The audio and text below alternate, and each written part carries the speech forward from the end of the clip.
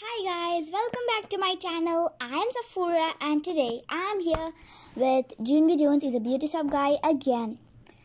Last time we stopped at chapter number 3, practicing, and in that chapter what happened, we were over here at page number 18.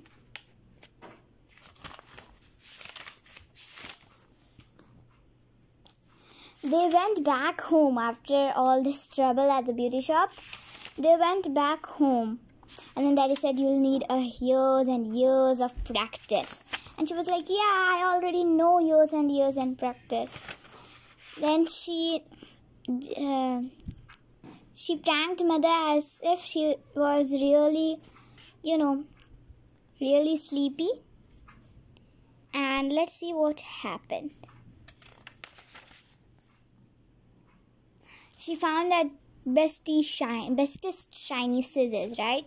Let's see what happens now. Snipping, snipping, snipping. I opened and closed my shiny scissors real fast. Now I can start my years and years of practice, I whispered, very thrilled. I skipped to my bed where my stuffed animals sit, 'cause I needed volunteers, of course.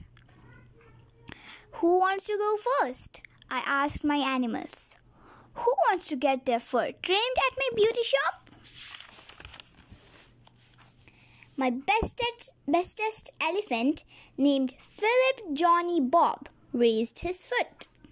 I do, he said. I hugged him very tight, 'cause that guy is always a good sport. That's why. This is the elephant. And his name is Philip Johnny Bob, who raised his foot, and then there are all the other stuffed toys. This is Junie B. I picked him up and put him in my beauty shade. I sat him on lots of pillows so he would be tall. Then I kept on looking and looking at his fur. Yeah, only here's the problem, I said. Your fur is made out of softy grey velvet, and softy grey velvet is short and smoothy, and so I can't even trim you. Philip Johnny Bobs did a sad sigh. I patted his head and put him back on the bed. Just then, I accidentally stepped on something. I looked on the floor, and guess what? It was my slippers that look like bunnies. Us, trim us, they said real squeaky.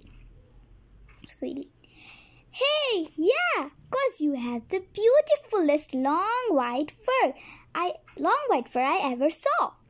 And so you guys will be perfect, probably.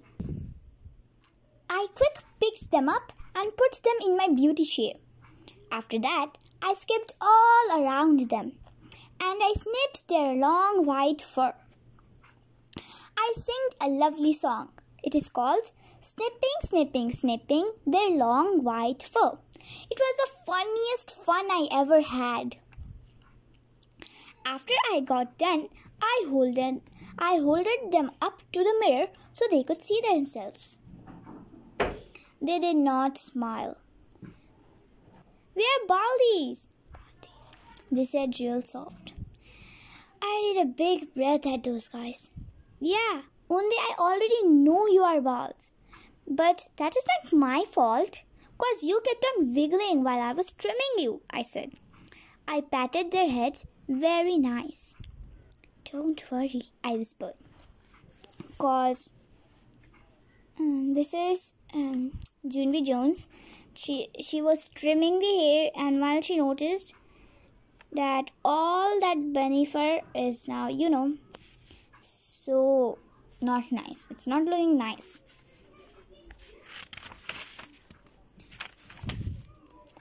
Don't worry, I whispered, 'cause bunny fur probably goes back. Probably. I am almost positive, sort of.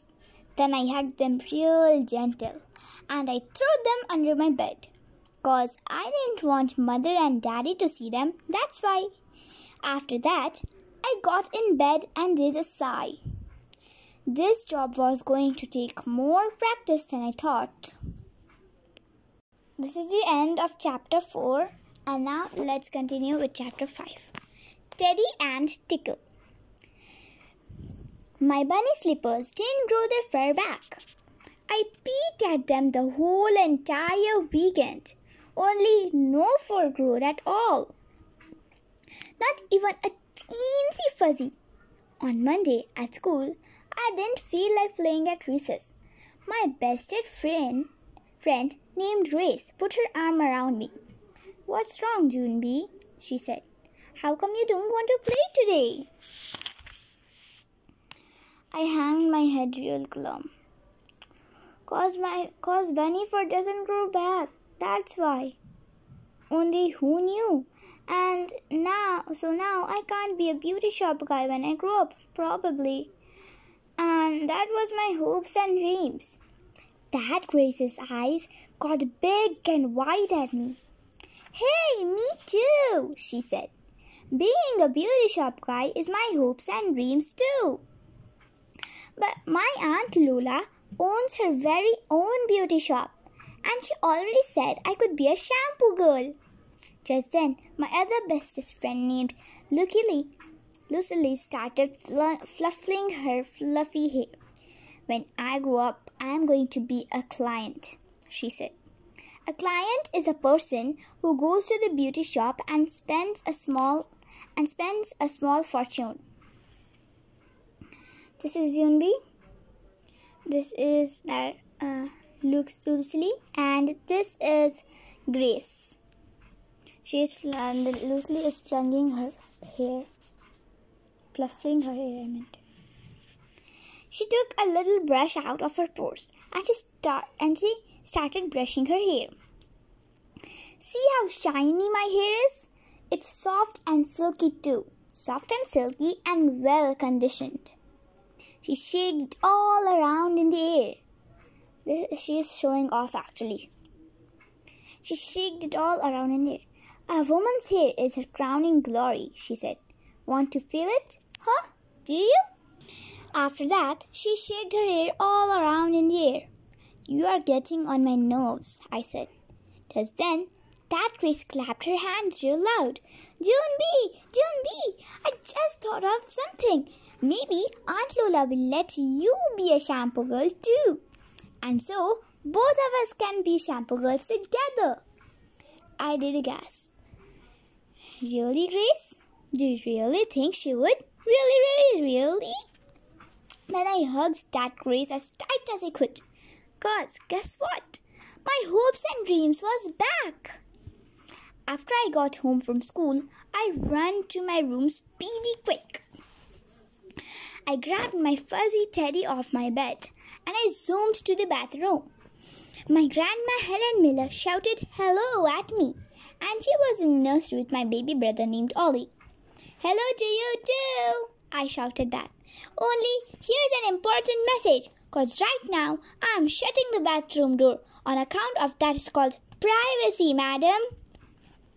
After that, I locked the door real secret and I filled the sink with water.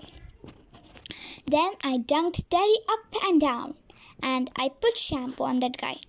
I sang a happy song. It is called Dunking Teddy Up and Down and Putting Shampoo on That Guy.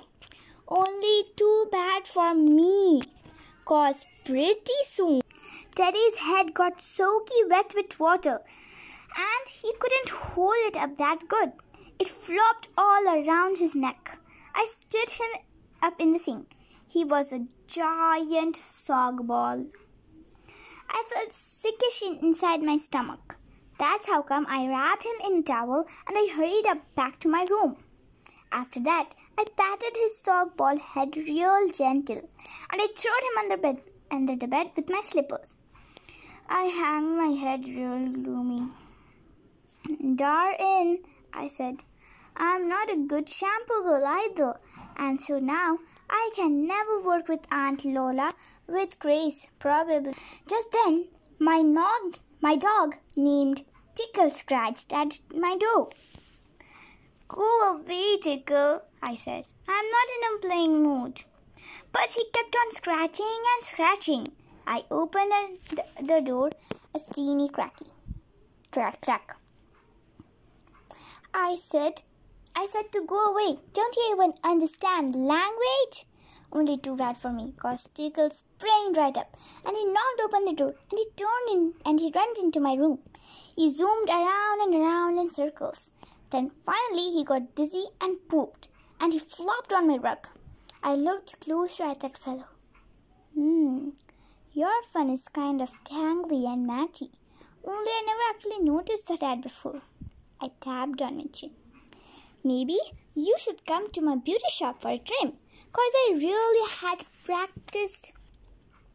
And so I can do better this time, I believe. I did more thinking. Hey, yeah, and here's another good thing. Dog fur grows back, right, Tickle? And so, what do we have to lose? That's what I would like to know. I zoomed to my desk and got my shiny scissors. Then I hurried back to Tickle and I gave him a hug and I trimmed his tangly, matty fur. So guys, that is the end of today's video. If you really liked these two chapters, please like this video. Please like the video. Subscribe to my channel, guys. Please subscribe to my channel. And click on that personal notification bell so that you guys can get notified whenever I post newly videos like this one. Okay, what do you want to become when you grow up? A beauty shop like Junie B Jones? Not me. If you really want to become a beauty shop guy like her, please subscribe to my channel, like this video and click on the personal notification bells. Bye!